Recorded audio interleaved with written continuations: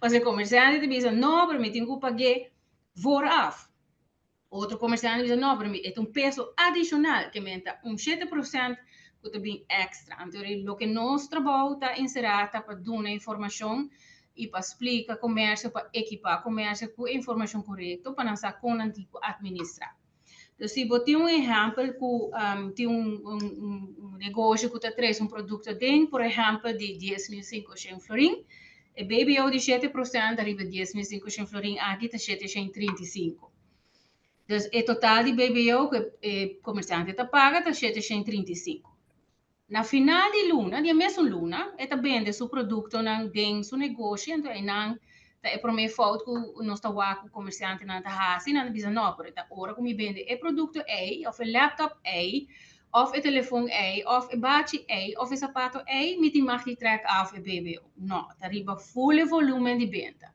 Então, se me tem um negócio de vender panha, pero mi também panha, sapato, colônia, have nós para que Zaras, não é Mangos, não é Diana, D-shops, não é mundo aqui. Stel voor que de luna na vende sapato so na no vende bate of blusa, de volume de venda de negócio e não tá deduzir e BBO pagar na fronteira. De full volume de venda, que men belastingdienst não tá vai controlar se e bate e que agora importar a hora vendi e ora vou mais deduzir BBO pagar na fronteira, tá full BBO pagar na fronteira, de full volume de venda. Então, se o volume de venda está 4.000, por exemplo, na setembro, dus luna de agosto, está paga BBO no departamento de imposto, está 4.000, quita e 735 que o comerciante a paga na fronteira. Então, o que está resta, que é 3.265, de exemplo, que não, está o que o comerciante lo mesmo paga na final no departamento de imposto. Esta queda é mesmo 4.000, não? Pero solamente pagada em duas partes.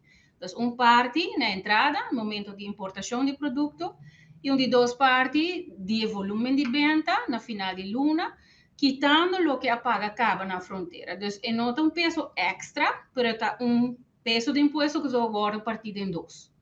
Parte na importação e parte hora de entregar o formulário de BBO.